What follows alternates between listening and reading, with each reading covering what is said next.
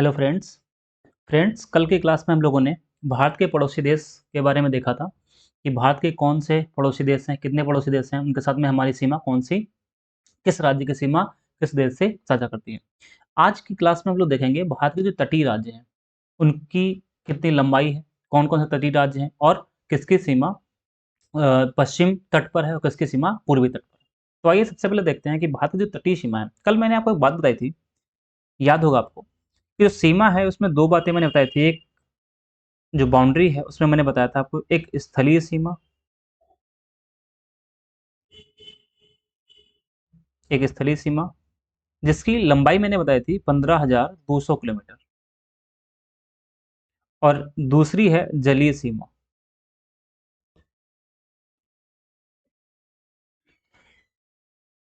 पचहत्तर सौ 16.5 kilometre, 7516.5 kilometre.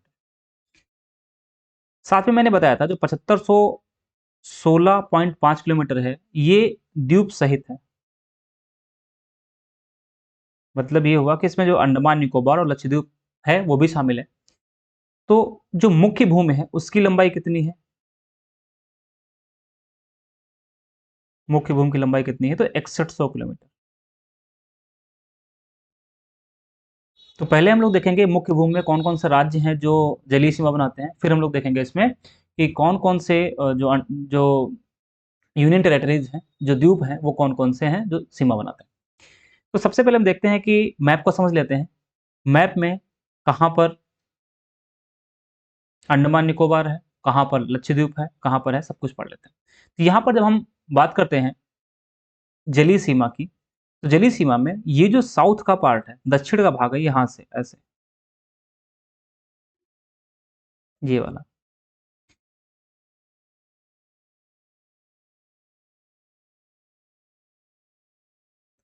इसकी जो लंबाई है वो है 6100 किलोमीटर, 6100 किलोमीटर।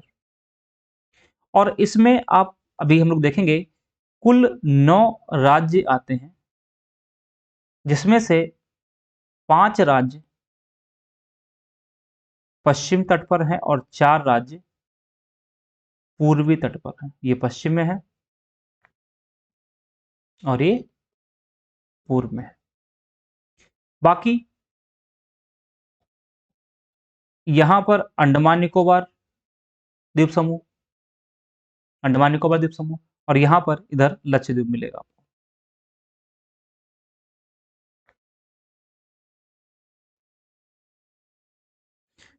तो इन दोनों को भी अगर जोड़ लेंगे, अंडमान निकोबार यानी जितने भी द्वीप हैं उन सबको जोड़ लेंगे, तो यहाँ पर इसकी जो लेंथ है, लंबाई है, कितनी हो जाएगी, 7516.5 किलोमीटर की लंबाई हो जाएगी।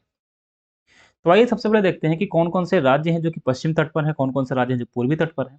फिर इनको हम डिसेंडिंग ऑर्डर में देखेंगे। क्वेश्चन पूछ लिया जाता है कि घटते हुए क्रम में लगाना है कि किसकी सीमा सबसे ज्यादा है, किसकी सीमा सबसे कम। ठीक है। तो अगर हम तटीय प्रदेशों की बात करें, तटीय राज्यों की बात करें, यहाँ पर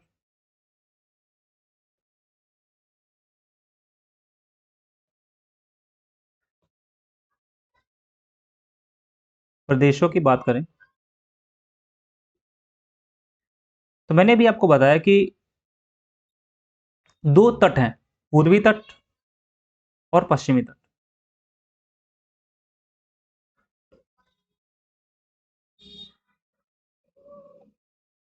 पश्चिमी तट और पूर्वी तट।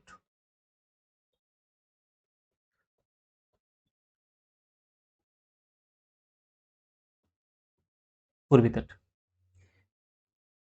जब आप लोग चैप्टर पढ़ रहे हो, जब भी लेक्चर पढ़ रहे हो, तो आप अपने सामने एक जो एटलस होता है उसको जरूर खोल कर रख लीजिएगा, ताकि आपको ये समझने में इजी हो जाएगा कि कहाँ पर कौन सा लोकेशन है और किस चीज़ की हम लोग बात कर रहे हैं। पश्चिमी तट पर देखेंगे तो यहाँ पर जो पश्चिम का भाग है, भारत का जो पश्चिमी तट है, वेस्टर्न कोस्ट जो है, ये स्पर्श करता है, किसको स्पर्श करता है, तो अरब सागर को स्पर्श करता है, अरेबियन सी।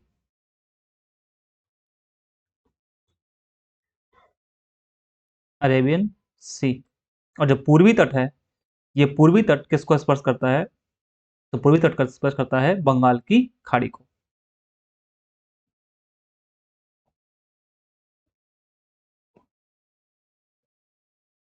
बंगाल की खाड़ी, बे ऑफ बंगाल, इसको स्पर्श करता है। अगर आप पश्चिम तट पर देखें, अभी हम लोग मैप देखेंगे तो पश्चिम तट जो कोस्ट है, पश्चिम तट है, उस पे कितने राज्य हैं?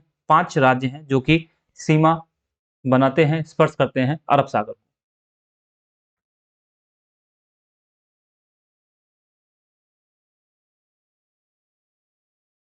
सबसे ऊपर देखेंगे गुजरात,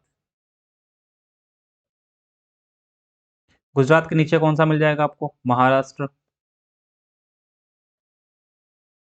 महाराष्ट्र के साउथ में कौन मिल जाएगा? गोवा, कर्नाटक, और कर्नाटक के बाद क्या मिलेगा? केरल। अभी हम लोग मैप पर देखेंगे कि कौन सा राज्य कहां पर है, किसको स्पर्श कर। इसके बाद अगर हम बात करें पूर्वी तट पर, तो पूर्वी तट पर आप देखेंगे तो कर्नाटक के, केरल के पड़ोस में तमिलनाडु, तमिलनाडु के ऊपर आप देखेंगे तो आंध्र प्रदेश, आंध्र प्रदेश, आंध्र प्रदेश के ऊपर देखेंगे, जस्ट ऊपर देखेंगे तो आपको क्या मिल जाएगा? उड़ीसा, और उड़ीसा के पास में देखेंगे तो क्या होगा? पश्चिम बंगाल। तो आपसे दो तरीके से क्वेश्चन पूछ सकता है, एक तो यही क्वेश्चन पूछ सकता है कि भारत के कितने तटीय प्रदेश हैं, कोस्टल स्टेट कितने हैं, तो इनकी संख्या है 9 राज्य, 9 राज्य, 9 राज्य हैं। 5 उसमें से पश्चिम में है, 5 पश्चिम में है, मतलब कि पश्चिम तट पर है, और 4 कहां पर है? पूर्वी तट पर 4। तो इस तरीके से हम लोग देख लिया कि टोटल 9 राज्य हैं जो तटीय सीमा बनाते हैं, जिसमें से 5 पश्चिम तट पर हैं और 4 पूर्वी तट पर हैं। आइए मैप में देख लेते हैं कि कहां पर कौन सा राज्य है। और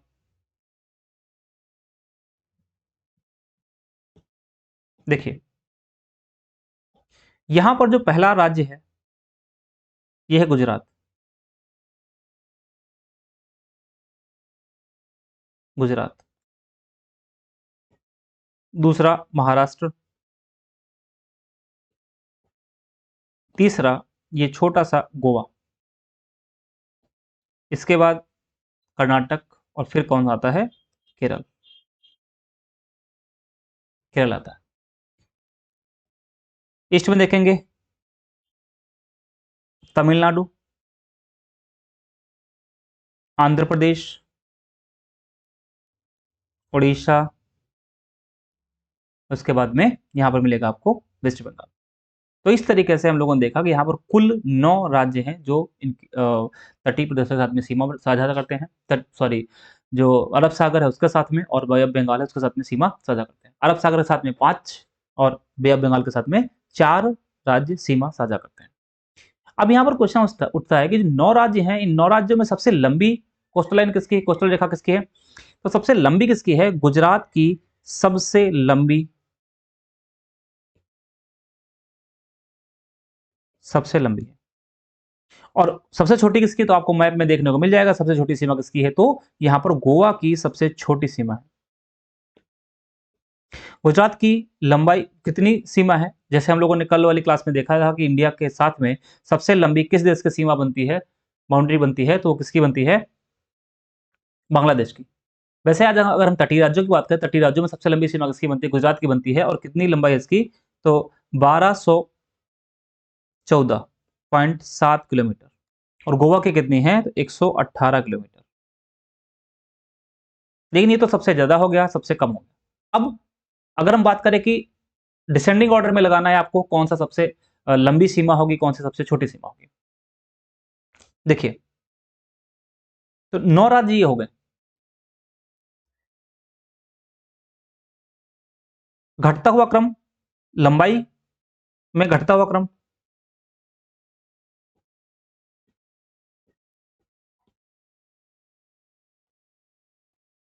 घटता हुआ क्रम,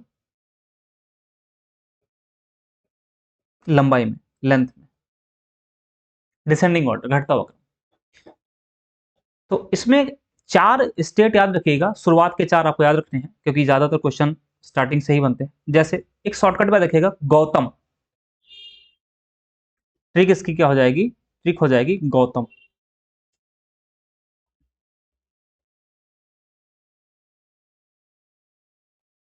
गौतम, गौतम में जी गुजरात, ए आंध्र प्रदेश,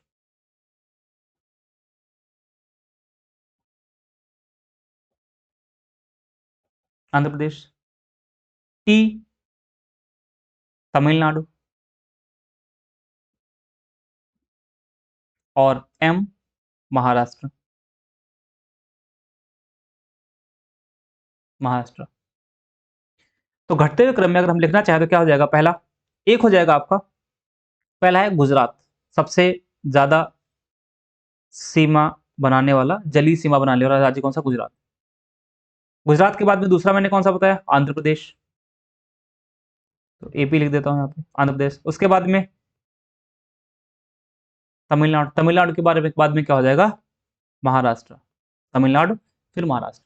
इसके बाद में ये चार आपको याद रखने हैं, ट्रिक से याद रखेगा, गौतम ट्रिक मैंने बता दी आपको, केरला,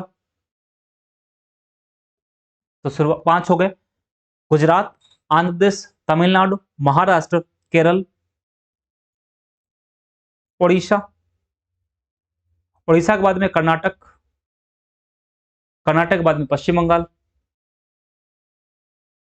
फिर गोवा। तो ये है घटता हुआ क्रम,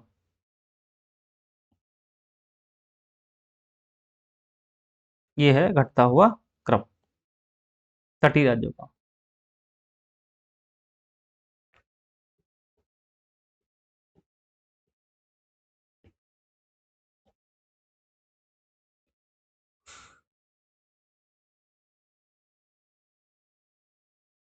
घटता हुआ क्रम तटीय राज्य, ठीक है। अब बात कर लेते हैं कौन कौन से यूनियन टेरिटरीज हैं, केंद्र शासित प्रदेश जो कि जलीय सीमा बनाते हैं। तो केंद्र शासित प्रदेश, यूनियन टेरिटरीज, केंद्र शासित प्रदेश, यूनियन टेरिटरीज, 4 यूनियन टेरिटरीज हैं, 4, 4 में पहला अंडमान निकोबार,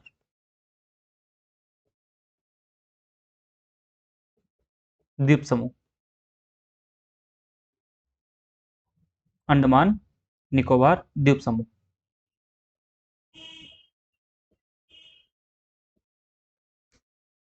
दूसरा लक्षद्वीप, तीसरा पुदुचेरी, पुदुचेरी, और चौथा आपको मिलेगा दादरा नगर हवेली, दादरा और नगर हवेली एवं दमन और दीव।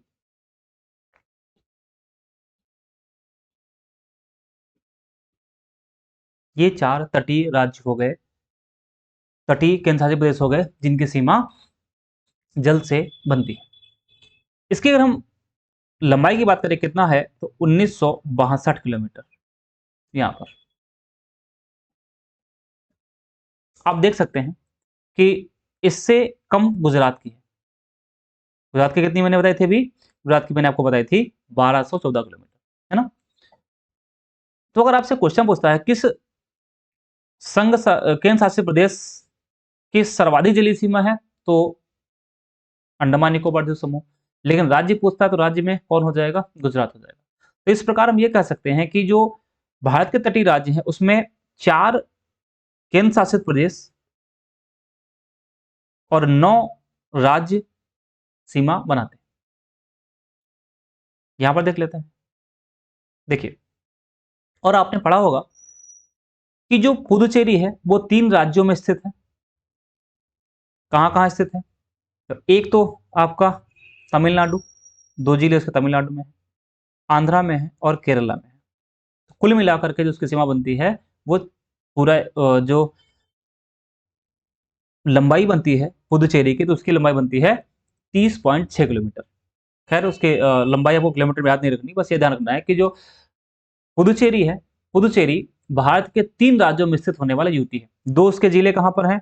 2 जिले हैं आपके, एक यहाँ पर 2 तमिलनाडु में, एक आंध्र प्रदेश में, एक कहाँ पर है? तो केरला में। दमन द्वीप कहाँ पे है? दमन द्वीप कुछ इस साइड में आपको देखने को मिलेगा। अभी हम लोग राज्यों की बात करेंगे कि कौन-कौन से यूनियन टेरिटरीज़ हैं, उनकी क्या-क्या विशेषताएँ हैं, उन पे हम लोग डिस्कस करेंगे। तो कहने का मतलब है, जो टॉपिक में हम लोग देखा कि भारत के जो तटीय राज्य हैं, भारत के तटीय राज्यों में और केंद्र शासित प्रदेशों में 9 तटीय राज्य हैं और 4 केंद्र शासित प्रदेश हैं, जिसमें से मैंने आपको बताया कि पश्चिम तट पर कुल 5 राज्य जो सीमा साझा करते हैं अरब सागर के साथ में, और बंगाल की खाड़ी के साथ में कितने सीमा साझा करते हैं? 4। तो कुल 9 राज्य हो गए। ये हमने आपको घटता हुआ क्रम बता दिया, और घटते हुए क्रम के साथ-साथ में हमने आपको बता दिया कौन-कौन से राज्य हैं। अब ध्यान रखिएगा इसमें कि ये जो घटता हुआ क्रम है, ज़्यादा क्वेश्चन बनते हैं या तो सीधा आपसे क्वेश्चन पूछ लेगा, इसकी सर्वाधिक सीमा बनती है इसकी कम। ठीक है? नीचे मैंने टेबल दे दी, यहाँ पर है। आपको इसमें सब किलोमीटर जितने हैं सबको याद नहीं रखना है, आपको सिर्फ़ और सिर्फ़ इसकी लंबाई याद रखनी है यहाँ पर। और इस तरीके से अगर हम 9 राज्य और 4 केंद्र शासित प्रदेश को देखेंगे, तो कुल मिलाकर के 75-16 किलोमीटर जो लंबाई है वो हो जाएगी। ठीक है? तो इस तरीके से हम लोगों ने देखा कि भारत के जो तटीय राज्य हैं उनके बारे में। अब हम लोग देख लेते हैं जो समुद्री सीमा क्या होती है उसके बारे में देख लेते हैं। जो समुद्री सीमा है,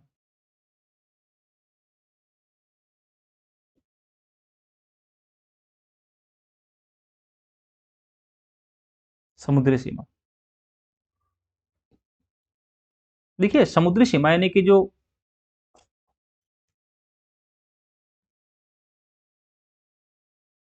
भारत की समुद्री सीमा,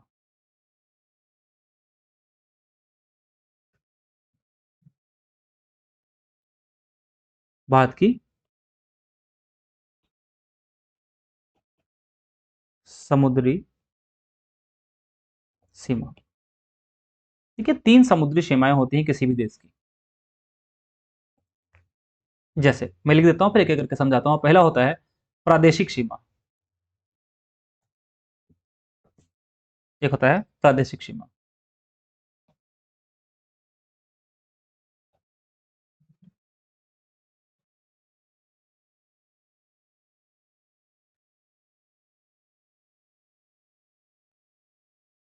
टेरिटोरियल सी, सागर भी बोलते हैं यहाँ पे, प्रादेशिक सागर बोल सकते हैं। टेरिटोरियल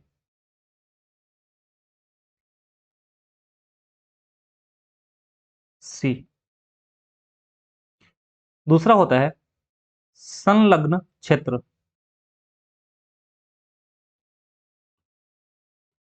इसको बोलते हैं कॉन्टिग्युअस zone.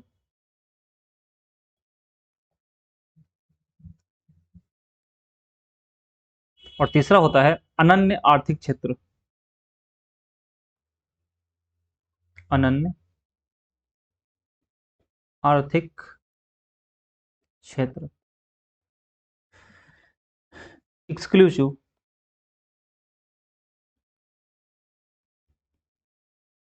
Economic zone, economic zone की बात करते हैं। तो आइए सबसे पहले देख लेते हैं कि जो समुद्री सीमा होती है वो क्या होती है, उसके बारे में देख लेते हैं। फिर इसमें क्या-क्या होता है और कितना अधिकार होता है किसी देश का, उसको देखते हैं। सबसे पहले अगर हम बात करें कि जो समुद्री सीमा होती है वो समुद्री मील में हम उसको मापा जाता है, मापते हैं। 1 समुद्री मील कितना होता है?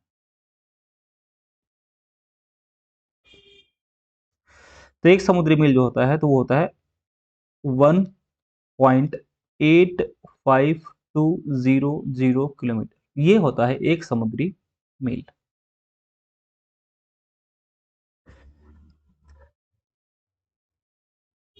देखिए मान लीजिए कोई यहाँ पर देश है जिसकी ये कोस्टल लाइन है, इस तरीके से कोस्ट है इसका, कटा-फटा सब कंट्रीज़ का होता है कोस्ट यहाँ पर, इस तरीके से कोई कोस्ट है इसका। तो जब समुद्री सीमा को मापना होता है तो वहां पर हम एक आधार रेखा खींचते हैं, वहां पर एक आधार रेखा खींचते हैं इस तरीके से, कुछ इस तरीके से आधार रेखा खींचते हैं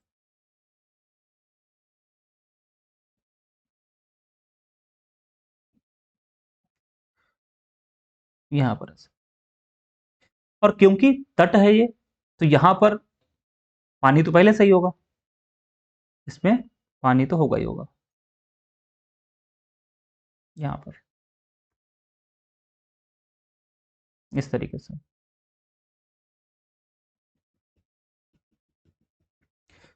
तट कटा फटा होता है, उसमें पानी भी होता है, तो हम क्या करते हैं, कैसे मेजर किया जाता है, तो क्या क्या किया जाता है इसमें, कि काल्पनिक रेखा खींचते हैं, इसको बोलते हैं आधार रेखा, बेस लाइन इसको बोलते हैं।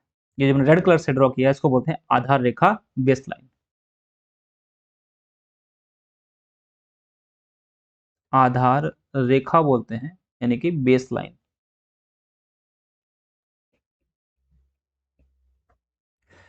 और जो ये पानी अंदर रह गया, ये जो वाटर अंदर रह गया है इसमें, इसको बोलते हैं आंतरिक जल,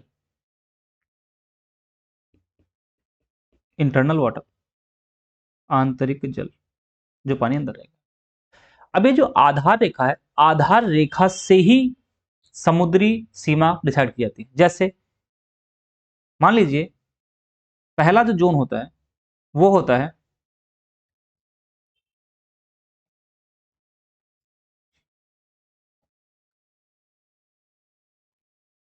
इस तरीके से,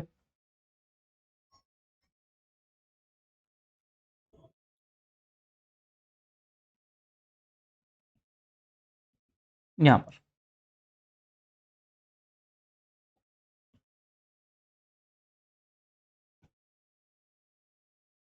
पहला 12 समुद्री मील,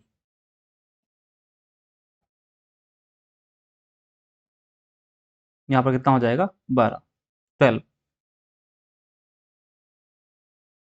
12 समुद्री मील।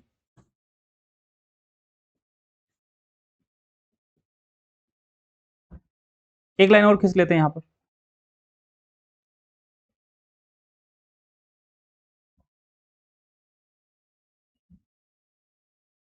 तीसरी,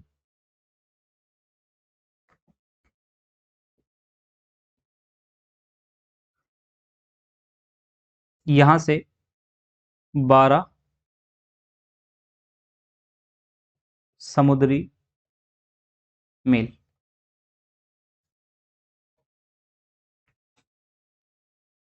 और फिर यहां से 176, 176 समुद्री मील, समुद्री मील। अगर हम आधार रेखा से देखें तो आधार रेखा से टोटल 200 समुद्री मील होता है।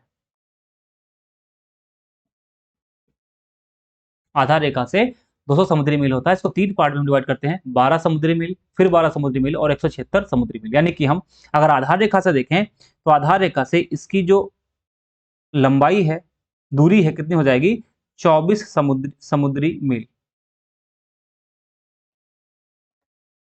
ये जो पहला वाला जोन है, पहला वाला जोन का मतलब है जो आधार रेखा से 12 समुद्री मील की बात हमने करी, ये होता है इसका प्रादेशिक सीमा, इसी को बोलते हैं। ये क्या होता है, ये होता है आपका प्रादेशिक सीमा।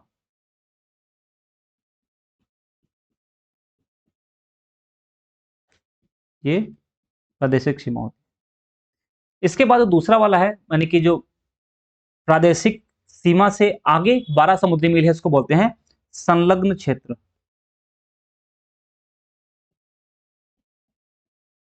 और संलग्न क्षेत्र से 176 किलोमीटर जो दूरी है, सॉरी समुद्री मील जो है, वो है अनन्य अनन्य आर्थिक क्षेत्र,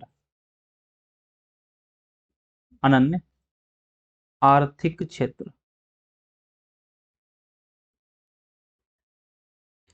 और इसके बाद में जो 200 समुद्री मील के बाद में जो समुद्र होता है, सागर होता है, उसको बोलते हैं उच्च सागर, मतलब ओपन सी होता है। इस पर सब जितने भी देश हैं सबका समान अधिकार होता है। उच्च सागर होता है, इस पर सभी राष्ट्रों का समान अधिकार होता है। सभी राष्ट्रों का समान अधिकार होता है।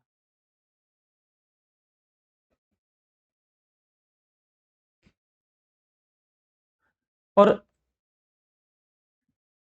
जो 12 समुद्री मील है, मतलब प्रादेशिक सीमा, संलग्न क्षेत्र और जो अनन्य आर्थिक क्षेत्र है, इसमें क्या-क्या होता है? क्या-क्या कोई देश कर सकता है? अब उसकी जो सीमा है, उसमें क्या कर सकता है?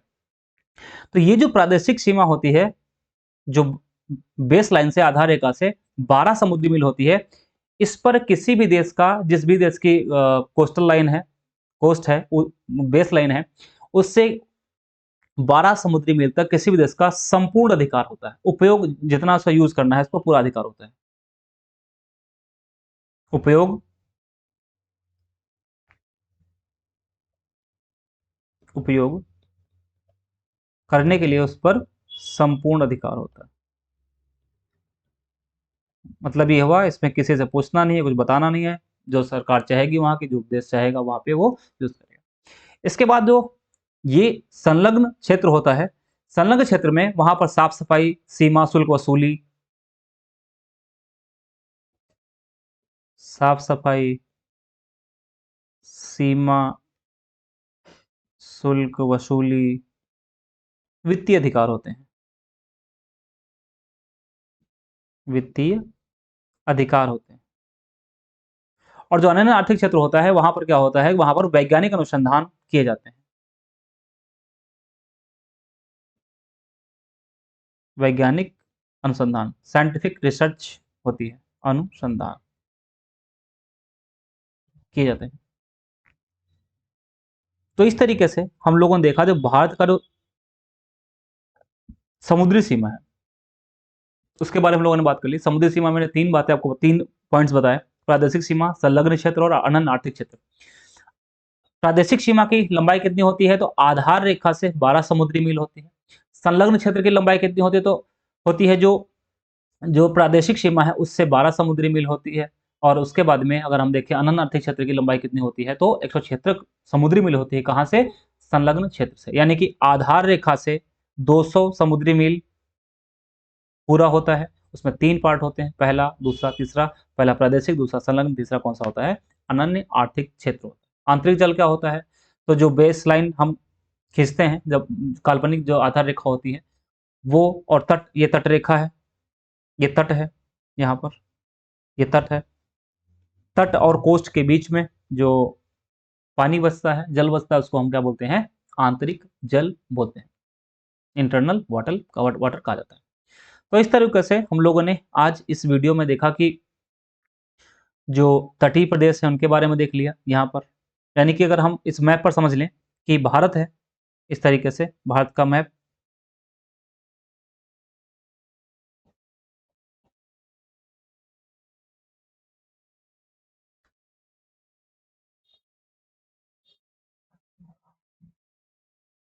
इस तरीके से मान लीजिए इंडिया का तटीय प्रदेश है। तो यहाँ पर क्या करेंगे, ये ऐसे कटा-फटा इसका तट होगा, तो इसमें क्या होगा, एक काल्पनिक रेखा खींच ली जाएगी इस तरीके से, ऐसे, यहाँ पर। और पानी इसमें से तो पहले से ही होगा, क्योंकि इधर बंगाल की खाड़ी है, यहाँ पर, इस तरीके से। तो ये आंतरिक जल हो जाएगा, ये आंतरिक जल हो जाएगा। और ये क्या हो जाएगी? बेसलाइन हो जाएगी, आधार रेखा हो जाएगी, बेसलाइन हो जाएगी। यहाँ से कितना? 12 समुद्री मील। यहाँ से 12 समुद्री मील हो जाएगा आपका, ऐसे ही। फिर इसके बाद फिर से 12 समुद्री मील,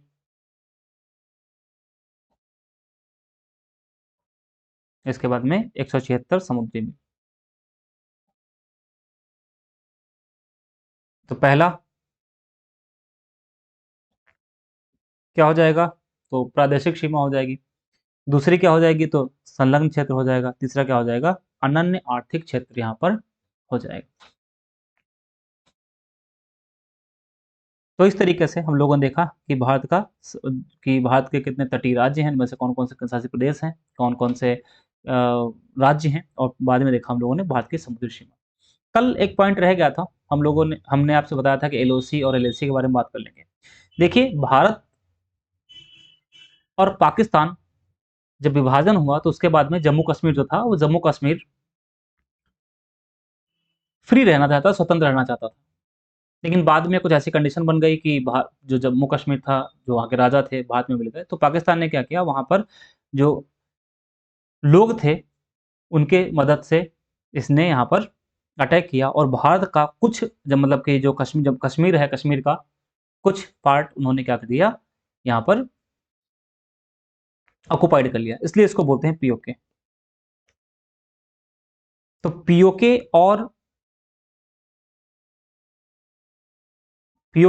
और जो भारत है, इसके बीच में जो एक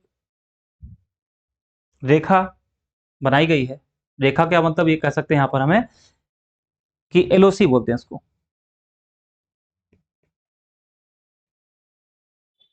एलओसी बोलते हैं। एलओसी शिमला एग्रीमेंट में ये नाम आया इसका।